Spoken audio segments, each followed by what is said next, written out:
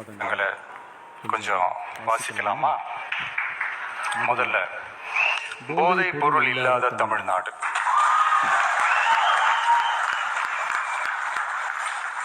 தமிழ்நாட்டை போதைப் பொருள் இல்லாத மாநிலமாக மாற்றும் தொலைநோக்கு பார்வையுடன் தமிழ்நாடு போதைப் பொருட்கள் உள்வரவு தடுப்பு மற்றும் போதைப் பொருட்கள் புழக்கத்தை கட்டுப்படுத்தும் கடுமையான சட்டங்களுடன் ட்ரக்ஸ் அபியூஸை கையாள்வதற்காக சமூக காவல் கம்யூனிட்டி பாலிசிங் உள்ளிட்ட பல்வேறு முயற்சிகளையும் அதற்கான முழு அர்ப்பணிப்புடன் கூடிய பிரத்யேக அணுகுமுறைகள் மேற்கொள்ளப்படும். போதைப் பொருட்கள் நடமாட்டத்தால் ஏற்படும் மோசமான விளைவுகள் குறித்து பொது விழிப்புணர்வை ஏற்படுத்தவும் அதனை தடுக்கவும் மாநிலம் முழுவதும் உள்ள அனைத்து பள்ளிகள் மற்றும் கல்லூரிகளிலும் போதைப் பொருள் எதிர்ப்பு மன்றங்கள் நிறுவப்படும்.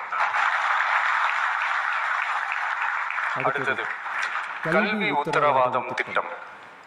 தமிழ்நாட்டில் எந்த ஒரு இளைஞரும் நிதி பற்றாக்குறையால் கல்வி பெற முடியாமல் போகவே கூடாது.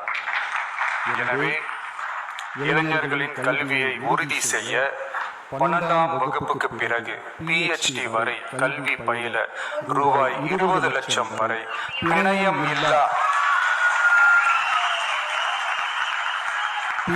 இல்லா கொலாட்ரல் ஃப்ரீ லோன் பெறுவதற்கான உத்தரவாதம் வழங்கப்படும்.